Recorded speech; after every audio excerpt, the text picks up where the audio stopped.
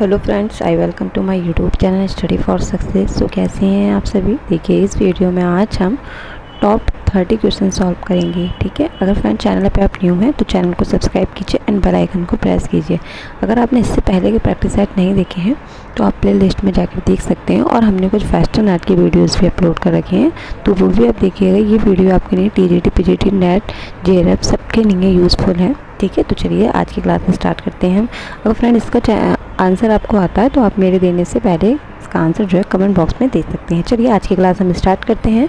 इसमें पूछा गया है कि राष्ट्रीय आधुनिक कला संग्रहालय जयपुर हाउस की इमारत को किसने डिज़ाइन किया था।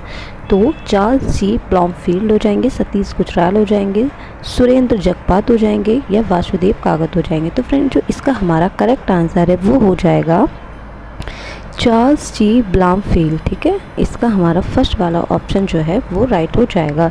नेक्स्ट क्वेश्चन है हमारा कि ज्यामितीय चित्र प्रकृति के रचनाकार कौन है। तो SS रजा हो जाएंगे, या परमजीत सिंह हो जाएंगे, कृष्णा रेड्डी हो जाएंगे, या फिर अनुपम सूद हो जाएंगे। तो फ्रेंड इसका जो हमारा करेक्ट आंसर है वो हमारा SS रजा हो जाएंगे। और फ्रेंड कहीं कहीं आपको SS रजा ना दे रखा हो ऑप्शन में तो जी स्वामीनाथन दे दिया होगा, तो हमारे जी स्वामीनाथन आंसर राइट हो जाएगा। ठीक है, चलिए नेक्स्ट क्वेश्चन है कि बॉम्बे आर्ट सोसाइटी के वर्तमान निदेशक कौन है। वासुदेव कामत हो जाएंगे, अद्वैत गणनायक हो जाएंगे, चंद्रजीत यादव हो जाएंगे, या नीलेश किंकेल हो जाएंगे। तो फ्रेंड जो इसका हमारा करेक्ट आंसर है, अगर फ्रेंड आपको इसका करेक्ट आंसर आता है तो आप कमेंट बॉक्स में दे सकते हैं। इसका जो हमारा करेक्ट आंसर है वो हमारा यानी कि बी ऑप्शन हो जाएगा। क्या अद्वैत गणनायक हो जाएंगे, जो बॉम्बे आर्ट सोसाइटी के वर्तमान महानिदेशक हैं। ठीक है, नेक्स्ट है हमारा कि ओवैस हुसैन द्वारा निर्मित एक वृत्तचित्र क्या letters to my son about my father, क्या letters to my son about my father किस चित्रकार पर आधारित है। तो MF हुसैन हो जाएगा, राजा रवि वर्मा हो जाएगा, VC सान्याल हो जाएगा, या अमृता शेरगिल हो जाएगा। तो फ्रेंड इसका हमारा जो करेक्ट आंसर है वो हमारा MF हुसैन हो जाएगा। नेक्स्ट हमारा है कि चेन्नई की प्रोग्रेसिव पेंटर एसोसिएशन चोल मंडल शिल्पी महानिदेशक के संस्थापक व मद्रास आर्ट स्कूल के अध्यक्ष कौन थे। तो जयकृष्ण अग्रवाल हो जाएंगे, KCS पन्नेकर हो जाएंगे, अनुपम सूद हो जाएंगे, या सैल चोयल हो जाएंगे। तो चेन्नई के जो प्रोग्रेसिव पेंटर एसोसिएशन चोल मंडल शिल्पी उपनिवेश के संस्थापक व मद्रास आर्ट स्कूल के जो अध्यक्ष थे वो हमारे कौन हो जाएंगे, यानी कि KCS पन्नेकर हो जाएंगे, यानी कि वे ऑप्शन हमारा करेक्ट हो जाएगा। नेक्स्ट क्वेश्चन है हमारा कि राजकीय कला महाविद्यालय लखनऊ के प्राचार्य नियुक्त किए गए थे। तो छितेंद्रनाथ मजूमदार हो जाएंगे, रामकिंकर वैज हो जाएंगे, या सुधीर रंजन खासगीर हो जाएंगे, या वीरेश्वर सैन हो जाएंगे।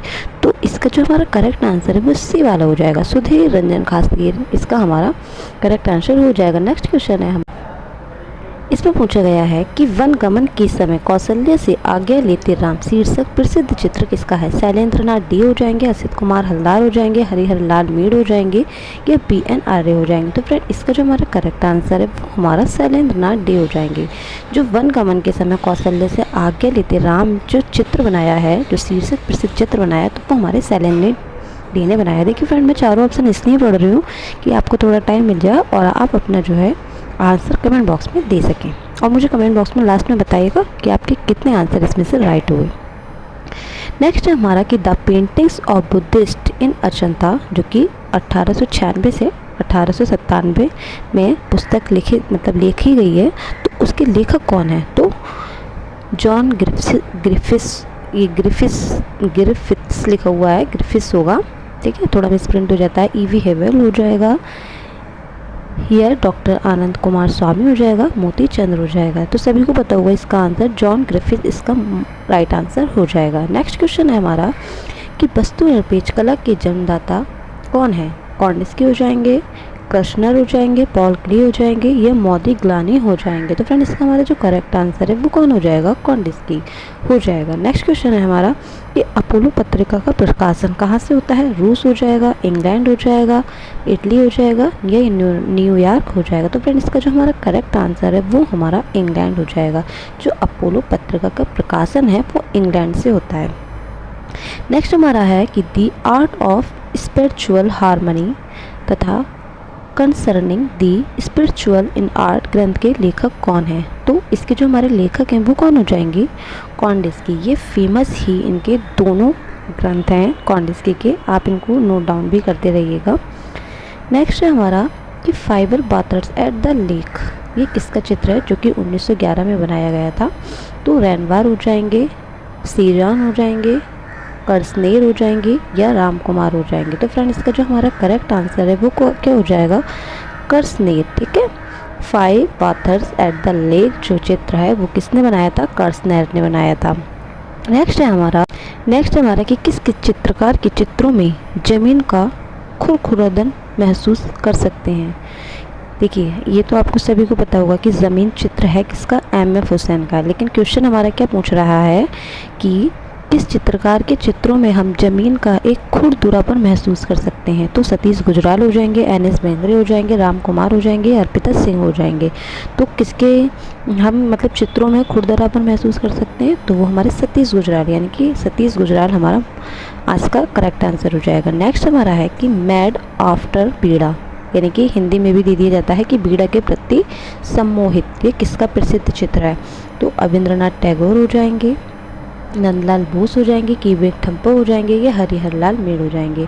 तो फ्रेंड इसका जो हमारा करेक्ट आंसर है जो मैड आफ्टर बीड़ा है, ये किसने बनाया है चित्र? तो आपको याद रखना है कि की.वी. ठप्पा ने ये चित्र बनाया है। नेक्स्ट हमारा है कि मीरा मुखर्जी का मूर्ति शिल्प क्या स्पिरिट ऑफ डेली वर्क जो कि कांस्य का है, ये वर्क ये सुरक्षित कहाँ है? सबसे पहले तो आपको यही याद रखना है कि ये जो स्पिरिट ऑफ डेली वर्क है ये है किसका? मीरा मुखर्जी का है। और इसका जो माध्यम पूछ लिया जाए तो आपको काश्य याद रखना है। फिलहाल इसमें पूछा क्या गया है कि आखिर ये सुरक्षित कहाँ है? तो ये सुरक्षित कहाँ है? राष्ट्रीय आधुनिक कला संग्रहालय नई दिल्ली में ये सुरक्षित है।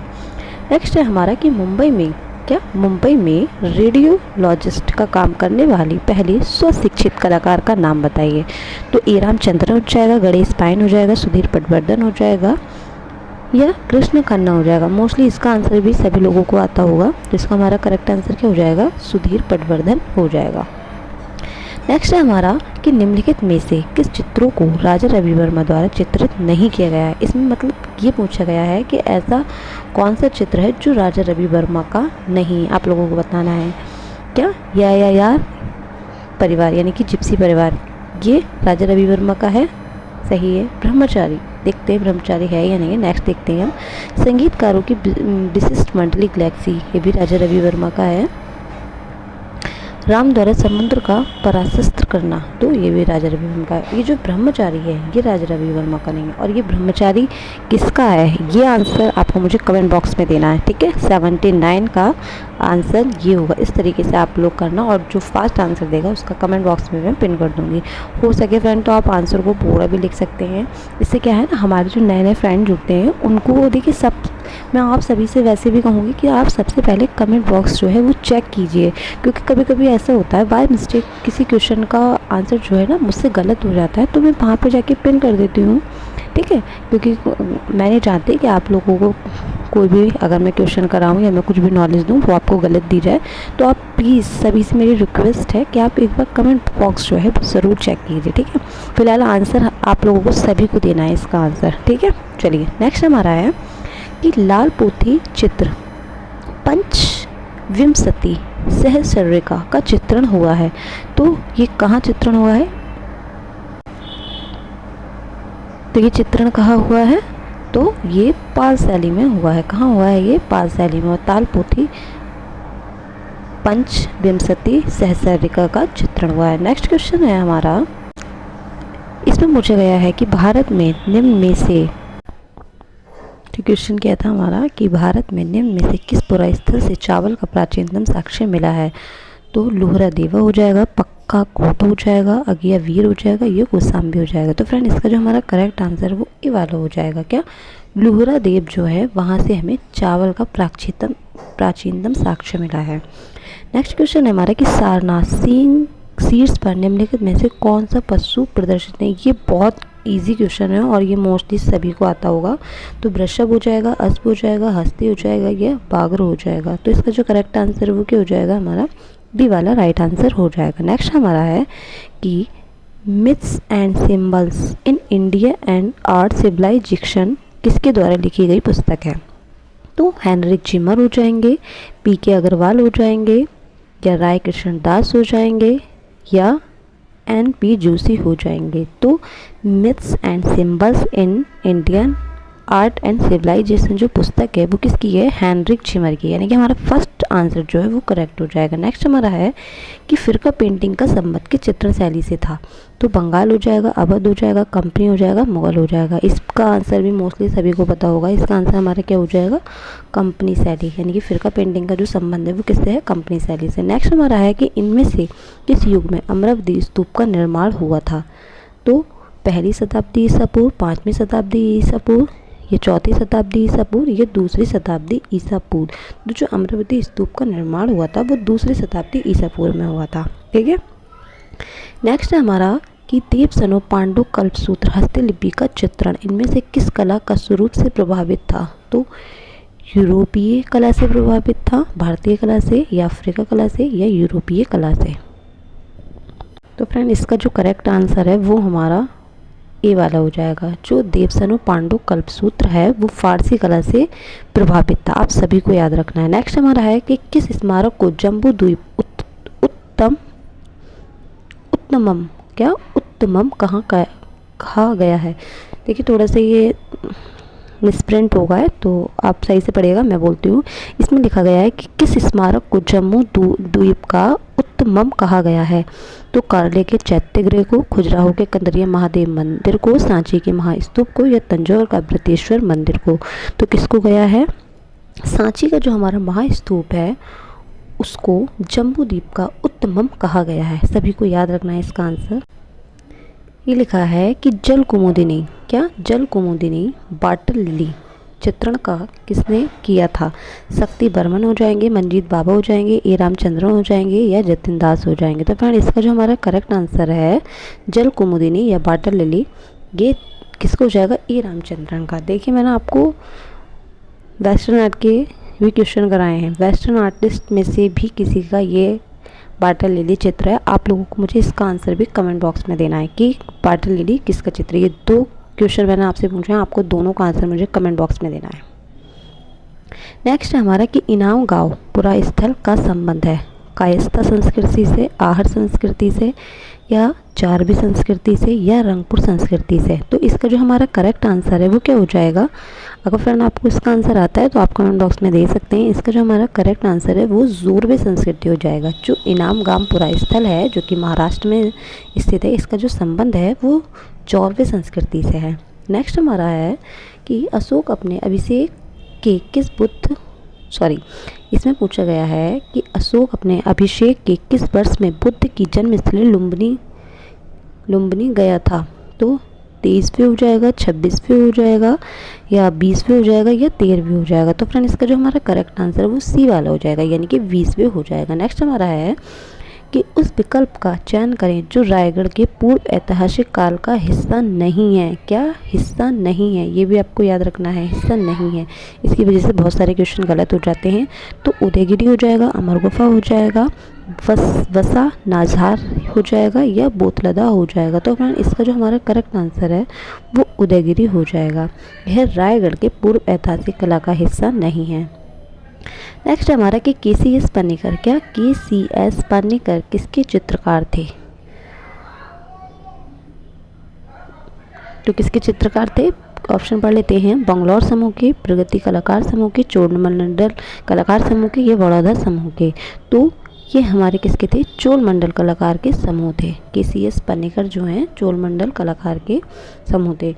तो फ्रेंड ये थे आपके आज के मोस्ट इम्पोर्टेंट 30 क्वेश्चन। तो आप लोगों को मुझे कमेंट बॉक्स में ये बताना है कि आपके इसमें से कितने राइट थे।